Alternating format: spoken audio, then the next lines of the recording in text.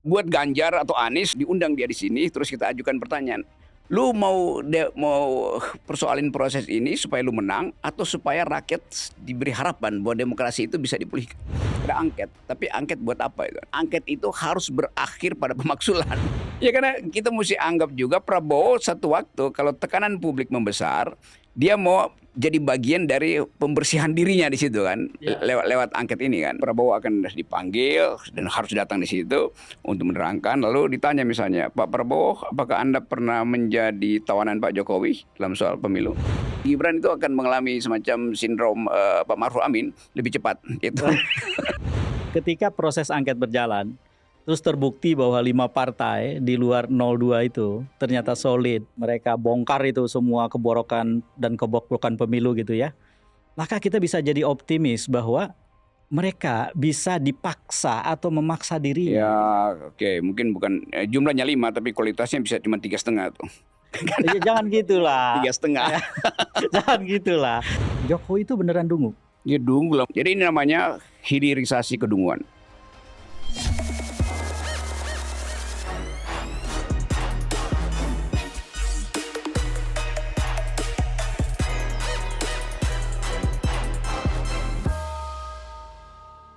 Assalamualaikum warahmatullahi wabarakatuh. Kali ini jumpa dengan saya dalam Keep in Touch, Kang EF in Touch. Kali ini yang saya bawa adalah orang yang sejak lama saya kenal. Ketika saya masuk Universitas Indonesia di jurusan Ilmu Politik, dari tahun pertama di tahun 1987, saya mulai mencari tempat diskusi dari satu fakultas ke fakultas yang lain, dan salah satu yang sering saya temui orang ini. Berbicara di berbagai diskusi, membiasakan perdebatan di kampus, dan membuat kami junior-juniornya dulu membiasakan hal yang serupa. Di kemudian hari kami bertemu lagi sebagai bagian dari perubahan, reformasi. The one and only Rocky Gerung. Selamat datang perubahan.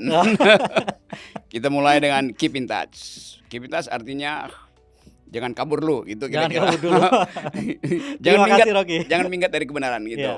Terima kasih Rok. Oke. Sudah bersedia hadir. Ya. Ini adalah tempat yang kita sediakan untuk membuat setiap orang yang waras menjaga kewarasannya. Oh, jadi ini klinik akal sehat ya. Klinik akal sehat. Oke. Berarti dewan pembinanya Rocky Gerung kira-kira. Iya, dan akan banyak korban dari sini. Semakin kesini korbannya makin banyak. Yes. Rok, satu pertanyaan awal. LBP, Liga Boikot Pemilu. Itu serius nggak dulu sih? Serius kan? Bisa cerita, Rok? Iya, dulu nggak ada satupun yang saya percaya nih, karena ini mau Anies, Ganjar, Prabowo itu tiga-tiganya melanggar prinsip 0% presidensialisme itu kan. Jadi karena mereka mau main di 20%, saya kampanye, saya bilang enggak, saya mau bikin Liga Boikot Pemilu, disingkat LBP. Satu waktu saya bilang ke Pak Lugo, gue mau bikin LBP nih. Ah, gila kau Rok, jangan main-main, ini kok serius gue bilang. Jadi itu sebetulnya ide yang tiba-tiba datang untuk mengatakan bahwa lebih baik boikot daripada curang gitu. Persoalannya kan 20% itu sudah jadi keputusan politik kemudian. Iya betul. Terus tetap mau diboikot. Tetap diboikot karena itu keputusan politik, tapi tanpa legitimasi etik. Jadi hanya demi itu sebetulnya. Tapi walaupun orang tua si Rocky mah bohong-bohongan aja. Tapi kan ide itu penting untuk diucapkan. Bahwa pernah ada upaya untuk memboikot pemilu tuh. Penting juga sebagai catatan kaki. Jadi seperti dulu lah Hari Budiman dan kawan-kawan mengusahakan golput sebagai satu gerakannya. Ya. Cuman dari sisi prinsip demokrasi kan semakin banyak orang yang meninggalkan pemilu, semakin rugi buat yang menginginkan kemajuan, perubahan, kebenaran. Itu problemnya barangkali. Betul, tapi aku juga berpikir semakin banyak orang yang memboikot, semakin demokrasi bisa ditata kembali. Kira-kira begitu. Jadi itu poin yang ya semacam talking point pada waktu itu, karena orang udah mulai mengeluhkan nih pemilu bisa sukses harus melalui pintu-pintu. Oh iya, tapi kalau pintu masuknya bermasalah lebih baik diboikot. Tapi jadi itu sebetulnya yang gak ada efeknya. Gue juga tahu gak ada efeknya. Gak, yang penting bukan efek sebetulnya, karena bagian penting dari setiap kali pemilu kan ada edukasi. Yes. Untuk mencapai satu demi satu tingkat perubahan yang lebih baik pada level yang lebih tinggi. Artinya semestinya setiap pemilu itu kita mencapai sesuatu yang lebih dibandingkan dengan yang sebelumnya. Ya, Soal terus? boykot itu, kita ada dalam situasi di mana ada pemimpin yang menyebut dirinya presiden, kepala negara, Mhm. yang keterlibatannya begitu rupa gitu.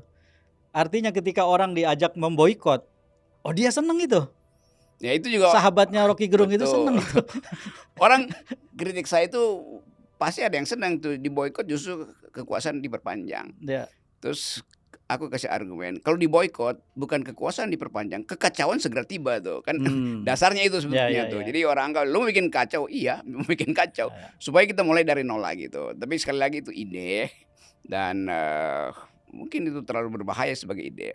Tetapi sebagai teguran terhadap si raja sang raja itu harus diucapkan bahwa kita mau boikot Anda itu karena Anda Ya, pasti akan curang kan. ya. Dan sekarang memang itu terlihat kan.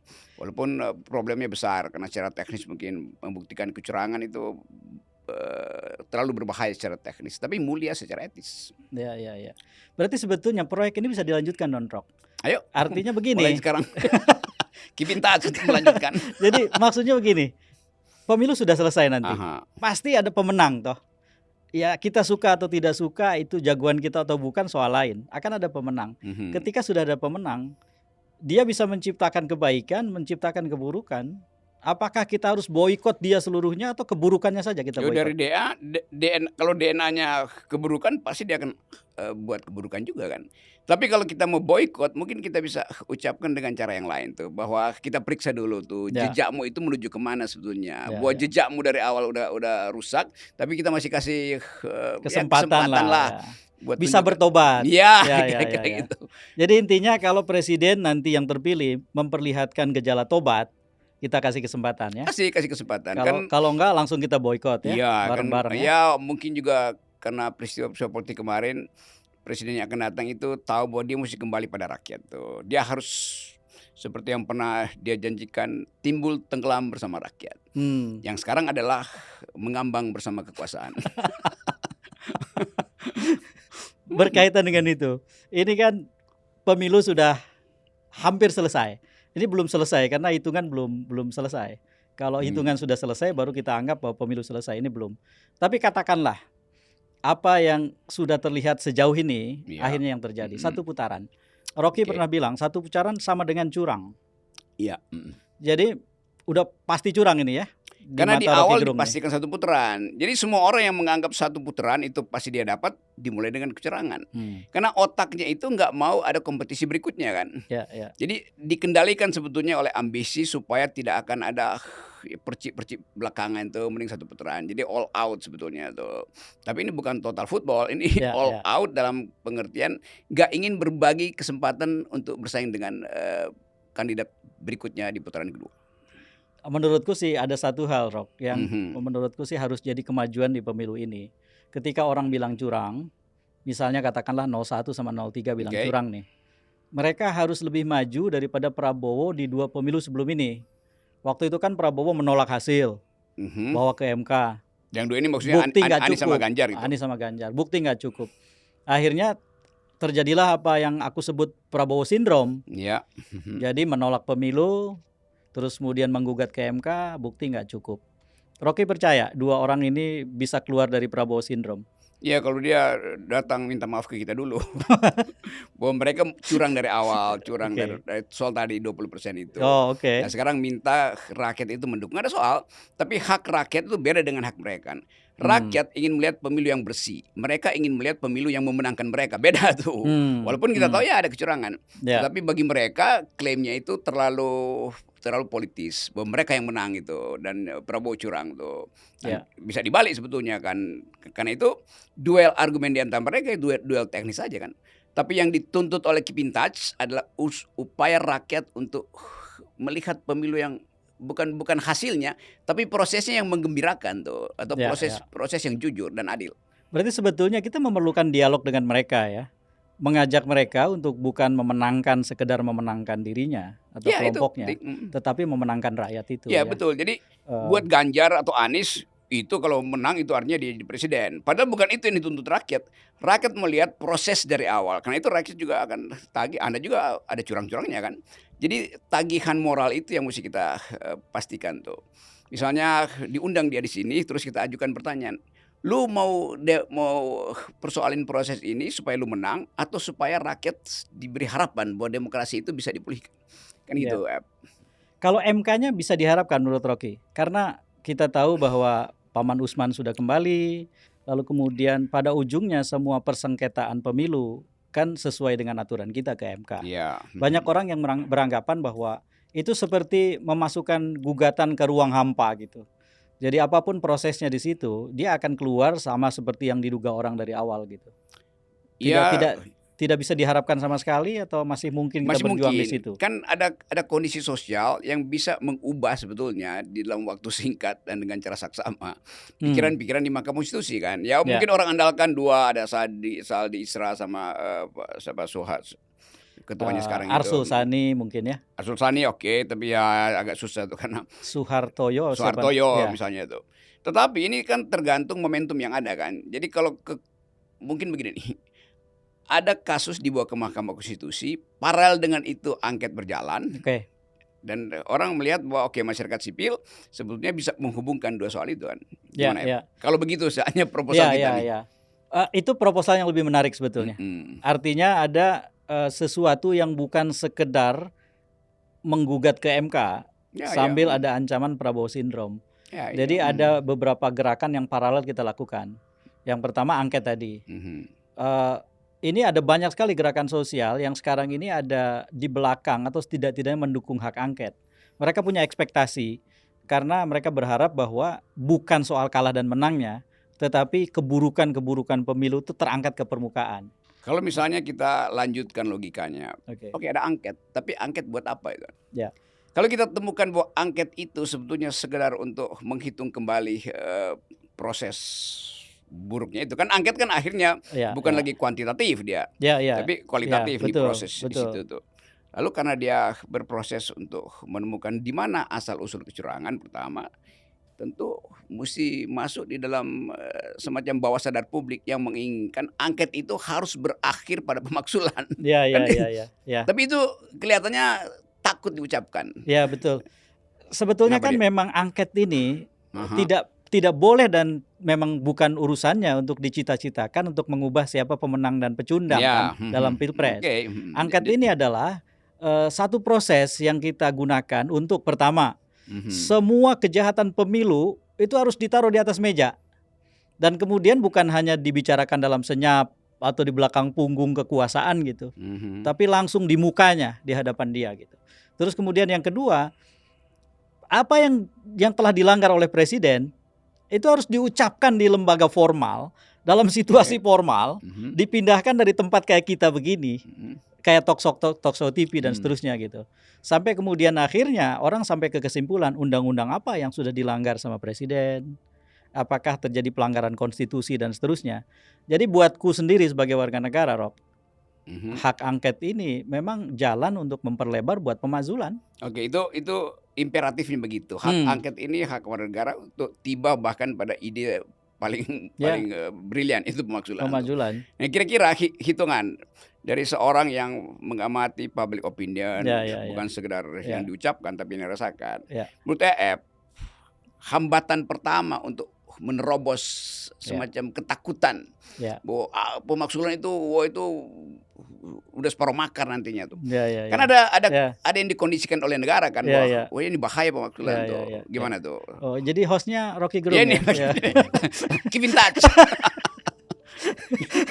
Ada 3 level itu persoalan yang harus diatasi menurut aku, Rock. Yang pertama adalah ini pada level itu kecemasan publik. Ya, itu dia. Nomor 1 itu di publik itu ada semacam kebelumjelasan bahwa pemakzulan ini upaya konstitusional atau menyeret presiden ke jalanan gitu. Bukan itu sebetulnya kan yang disebut pemakzulan, bahkan di konstitusi kita sudah diatur, ada caranya. Dan dengan cara itu kita bisa menurunkan presiden kapanpun. Memang belum ada yang diturunkan, berarti memang belum ada yang sejelek presiden yang sekarang. Jadi memang mesti diterangkan bahwa ya itu efek katastrofinya bukan presidennya kemudian di Louis 16 kan. Nah, begitu. Enggak, tapi sebagai tontonan bahwa panggung ini mesti dibaca secara lengkap nih. Ada Ya, pelanggaran etik, pelanggaran prosedur segala macam tuh. Ya kalau soal pengadilan rakyat itu sekarang juga mahasiswa lagi bikin people Ya, tribunal ya, tuh. ya. Pengadilan rakyat tuh jalan aja biasa aja. Iya, iya, itu sebagai satu pendapat kita biarkan bahwa Maksud mereka aku harus begini, mengikhtiarkan itu, silahkan aja gitu. kesiapan psikologi, psikososial rakyat itu untuk menerima fakta bahwa akhirnya ada seseorang di dalam sejarah Indonesia Yang dimajukan yang dari dimasukkan kekuasaan.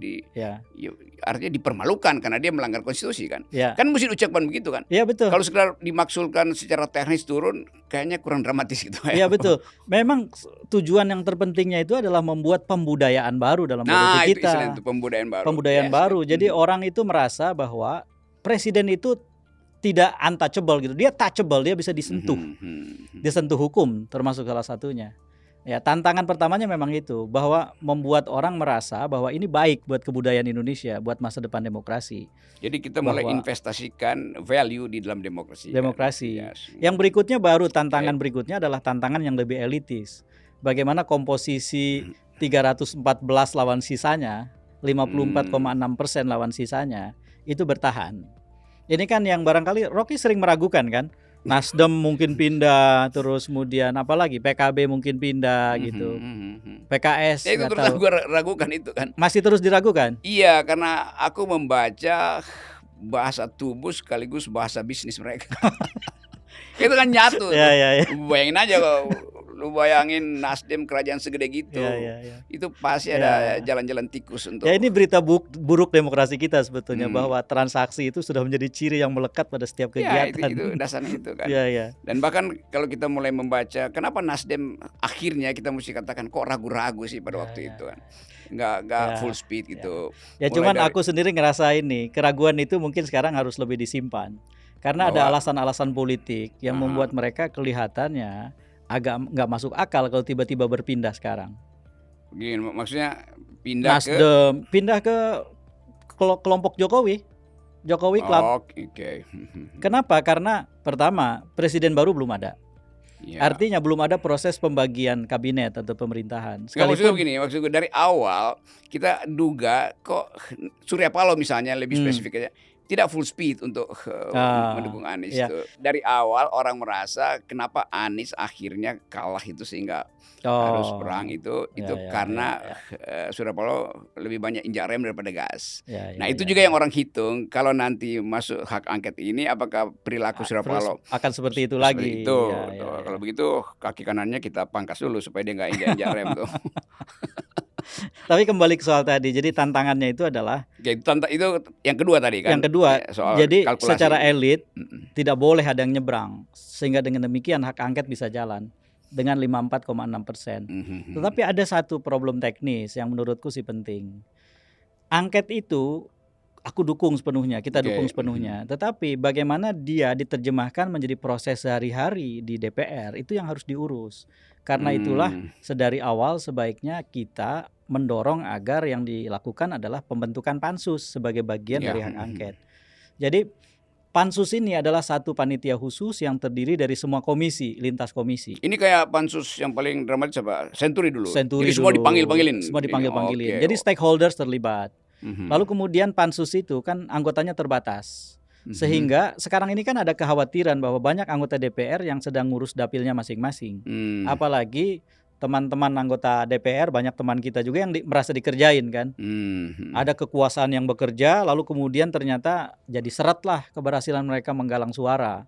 Nah, mereka ini kan akan mendua pikiran, energi, dan lain-lainnya ketika Nah, mereka ini masalahnya nih, aku Ya. potong sebentar ya. Ya. Bayangin misalnya caleg-caleg ini yang sebetulnya udah gembira karena udah dapat posisi di DPR kan. Ya. Jadi kalau ada proses Angket, pansus, ini, ya. itu dia bisa berpikir, oh dia bisa kehilangan kesempatan untuk dapat lagi kursi itu berikutnya. Kan mesti ada modal lagi kan. Ya. Kan dinamika politik akan berubah tuh. Ya, enggak. Maksudku gini, mereka yang ditarik menjadi anggota pansus adalah mereka, oke. adalah mereka yang terpilih karena tidak ada dilema-dilema semacam itu. Dan jumlah anggota pansus kan bisa terbatas, 30 orang misalnya ya. Kesepakatannya situ 30 orang. 30 orang, dan itu kan terpilih dari partai-partai, dari fraksi-fraksi. Lalu kemudian mereka menurut aturan yang ada di DPR soal pansus itu kan harus dibatasi waktunya. Maksudnya gini, gairah mereka buat terlibat dalam pansus itu soalnya. Yang bergairah adalah mereka yang sudah selesai di dapilnya. Nah itu lebih Ya, oke. Karena kalau mereka yang belum selesai di dapilnya nggak akan bergairah. Kita Karena- catat aja namanya sekarang terus kita publikasi tuh Ya potensial boleh, mereka tuh. boleh. Berarti nanti kita WhatsApp-WhatsAppan, kita bikin list, kita sebar lah. Jadi ketika kemudian pansus dikasih waktu, katakanlah 20 hari misalnya, Rob, Mhm. maka ada satu kegiatan sehari-hari selama 20 hari itu yang dahsyat. Kalau pimpinan pansus mengatakan semua rapat terbuka untuk umum Memanggil orang kan. dan memanggil orang. Siaran langsung di televisi 20 hari. Semua kebobrokan mengapung di atas permukaan. Yang dipanggil kayak Pratikno misalnya kan. Iya, Kayak iya gitu. tentu. Karena Menteri Keuangan. Dia tahu banyak Menteri Keuangan. Menyangkut soal bansos. Kepala Bappenas. Distribusi anggaran yang sekarang banyak dipertanyakan orang, 5% dari setiap kementerian dan lembaga yang diambil untuk bansos, benar nggak? Kita bisa bayangkan dinamikanya muncul, tetapi bukan dengan ide balas dendam, Ya. tapi ide untuk membersihkan tubuh politik negeri ini. Betul, kan. Jadi betul. kita, Pak Pratikno, apa betul Pak Pratikno duduk satu meja dengan Pak Jokowi lalu mulai merancang penggelembungan suara. Seperti kata majalah Tempo. Ya gitu. Ya, Bocah halus bilang begitu. Itu Ya, enak tuh kan itu. nonton itu. Seperti itu. Okay. Jadi itu satu paket menurutku. Angket didorong, tapi kemudian diatur secara teknis, bentuknya pansus. Itu. Rapat pansus sehingga kemudian lebih terbatas jumlah anggota DPR, artinya terseleksi. Ada sistem kurasi yang berjalan yang membuat anggota DPR-nya akan efektif, optimal. Jadi kalau psikologi publik bisa kita asuh bahwa itu nggak berbahaya. Ya, Kan ini pertandingan siapa yang mengasuh opini publik duluan kan. Kalau istana bilang ini bakal berakhir makar itu. Nanti kalau udah mulai makar itu mak-mak nggak dapat lagi bansos, BLT, sama makan siang gratis. Makan siang gratis. Itu berbalik kan angket. Oke, Ya. itu masalah. Jadi sekarang soal teknis diatur begitu lewat pansus. Ya. Terus apa lagi? Opini publik tadi itu yang penting. Opini publik. Opini publik bisa kita isi dengan nobar terus dirty vote. Dirty vote. Iyalah. Ya itu cuma dengan cara itu dibentuk opini publiknya kan. Itu referensinya cuma di situ. Tapi kebayang, Rob.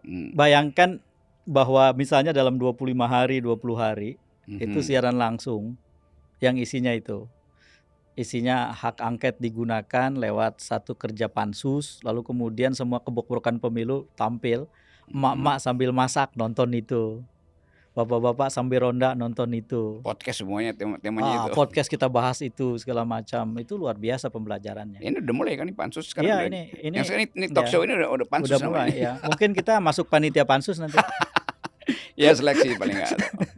Jadi menurutku itu, nah artinya begini, Rok. Kita harus bangun optimisme bahwa partai-partai yang di luar Jokowi Club itu harus kita kasih kepercayaan sekarang. Ya, mungkin juga udah nggak ada yang Jokowi Club kan, tinggal Jokowi sendirian anggotanya. Mudah-mudahan. Ya karena kita mesti anggap juga Prabowo satu waktu kalau tekanan publik membesar, dia mau jadi bagian dari pembersihan dirinya di situ kan, lewat angket ini kan. Dan orang mungkin nonton di situ Prabowo akan dipanggil dan harus datang di situ untuk menerangkan. Lalu ditanya misalnya, Pak Prabowo, apakah Anda pernah menjadi tawanan Pak Jokowi dalam soal pemilu? Mungkin Prabowo bilang pernah, tapi sekarang berbalik, saya tawan dia. Ya itu, jadi 25 hari itu betul-betul ada politainmentnya tuh. Pasti ada kan sudut-sudut kecil itu, kelucuan-kelucuan tuh. Ada satu bonusnya, Rob. Bonusnya adalah ketika proses angket berjalan, terus terbukti bahwa 5 partai di luar 02 itu ternyata solid, mengaspirasikan apa yang diinginkan oleh publik gitu ya. Mereka bongkar itu semua keborokan dan kebobrokan pemilu gitu ya. Maka kita bisa jadi optimis bahwa mereka bisa dipaksa atau memaksa dirinya. 3 ini siapa? 5 ini si 5 itu kan PD Perjuangan sampai 3 di 03. Terus di 01 ada 3 kan. Nasdem, PKB sama PKS. 5 ini. Oke, mungkin bukan jumlahnya 5 tapi kualitasnya bisa cuma 3,5 tuh. Nah, itu yang harus itu yang harus ditahan, Rob. Jangan gitulah. Kita cuma antisipasi dulu supaya mereka jangan jadi 3,5. Jangan gitulah. Oke, lanjut. Katakanlah mereka itu setelah sukses di angket nih. Kan dia pasti jadi 5. Kan kita bicara tadi gini kan, kecemasan publik ini udah kita hilangkan, maka mereka akan pro angket sepenuhnya. Ya, Maka yang ya, 5 ya. ini akan utuh lah gitu. nggak Utuh, jadi lalu 3,5. kemudian kita punya tradisi baru 2024 sampai 2029. Kekuatan partai di luar koalisi pemerintahan yang membentuk kabinet kuat. Ya, tradisi kan itulah. Iya, katakanlah misalnya 45% ya. Artinya pemerintah punya 55%. Mhm. Jangan juga lah Oke, pemerintah oke. diminta punya 45%, kasihan. Gimana dia menggolkan Ya, kebijakan kan? Katakan 55%, 45 ditahan di luar gitu. Wah, itu asik banget, Rob. Ya supaya dia bisa ditahan, dia mesti dikasih gengsi. Oh, mereka pernah berkelahi Ya, dan menang. Angket ini. Iya itu. Angket itu yang aku bilang bonus. Mm-mm.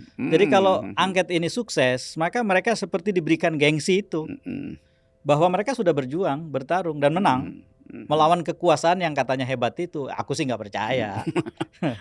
Ya boleh lah itu. Kita kan hanya bisa kasih dorongan moral pada teman-teman ini kan. Ya, ya. Bahwa gangguan-gangguan material pasti akan disebar dari istana. Ya, oke, itu ujian terakhir kalian tuh. Ya. Sebagai orang yang mau mendirikan kembali republik ini dengan fondamen demokrasi, ini ujian pertama kalian loh. Hai apa namanya? lima pangeran cilik. Berhadapan dengan pangeran raksasa. Iya, iya. Ada satu soal lain nih, Rob. Ini penting karena menurutku sih ini bukan sekedar pertanyaan iseng tapi serius ini. Jokowi itu beneran dungu setelah apa yang terjadi sekarang. Pilpres 2024, pemilu 2024 secara umum. Terus kemudian dia bertahan dalam posisi itu kan. Dia kan benar-benar nggak punya malu menurut aku. Dia terang-terangan cawe-cawe kayak begitu. Dia langgar ini, langgar itu gitu dengan percaya diri penuh gitu loh. Terus kemudian lewat. Katakanlah misalnya Prabowo Gibran jadi presiden wakil presiden. Dia kan bisa mengatakan untuk dirinya minimal, saya menang nih. Dia dungu, tetap dungu ya. Tetap dungu karena dia nggak bikin kalkulasi atau nggak mampu melihat bahwa kekuasaan itu ketika berpindah, itu orang yang bahkan tadi pernah menyodorkan diri untuk mendukung itu nggak akan diangkat. Karena itu Jokowi mulai cari cara, misalnya gue baca undang-undang ibu kota, undang-undang Jakarta yang baru aglomerasi itu kan, bahwa kekuasaan mengatur Jakarta bisnis politik akan diberikan pada wakil presiden. Lalu gubernur DKI akan ditunjuk oleh presiden. Kan itu cawe-cawe baru Jokowi kan. Jadi dari hulu dia udah kacau, akhirnya di hilir dia cari-cari cara tuh supaya Gibran tetap berperan. Padahal Gibran itu sebagai wakil presiden tidak boleh melakukan apa-apa selama presiden masih aktif. Itu dasarnya kan. Jadi itu juga melanggar konstitusi. Jadi ini namanya hilirisasi kedunguan. Dan sebetulnya ada satu presiden dulu kan, ketika JK menjadi wakilnya SBY. Ketika mereka bikin perjanjian tertulis konon ya, dan kemudian JK punya kewenangan besar. Nah sekarang ada yang pantas kita curigai nih Rob, karena kan Undang-Undang Daerah Khusus Jakarta itu baru dibicarakan separuh-separuh. Konsep tentang pengelolaan Jakarta yang utuh belum banyak dibahas orang. Salah satunya kan akan menjadikan Jakarta bersama Bodetabek sehingga jadi Jabodetabek sebagai satu kawasan ekonomi bisnis khusus. Dan Dewan Pengelolanya itu didirikan khusus, Dewan Pengelola Jabodetabek. Dan dalam konsep yang mereka susun itu ketuanya ex officio wakil presiden. Ya itu yang jadi artinya presidennya dilempar ke Kalimantan gitu kan. Terus kemudian wakil presidennya mengurusi urusan ekonomi dan bisnis untuk wilayah yang paling strategis dari seluruh wilayah di Indonesia, Jabodetabek. Nah, kalau itu kemudian terjadi, maka itu tadi makanya aku tanya, ini Jokowi tetap dungu atau enggak dungu? Dia dungu lah, mana mau presiden itu begitu undang-undangnya keluar misalnya, lalu Prabowo sebagai presiden dia batalin aja undang-undang itu, dikasih kepres aja kan, mana mau dia atur wakil presiden. Jadi ini asumsi kita adalah Prabowo pura-pura nurut sekarang sampai kemudian dia dilantik ya. Dan bisa kepres pertamanya itu membatalkan. Ini bukan pengakuannya Prabowo ke Rocky Gerung kan? Enggak, dia belum WA gue. Jadi kadang-kadang aku ngebayangin gini Rob. Yang terjadi kalau memang benar teori Rocky Gerung bahwa Jokowi dungu, dia itu sedang mengerdilkan status dan posisi dia. Sebelumnya kan yang dia kemudian tolak kan, katanya bikin dia marah kan, itu kan petugas partai kan. Sebentar lagi setelah 20 Oktober tahun 2024 dia jadi petugas Prabowo ya. Pasti itu Pasti ya? the very logic of power akan begitu kan.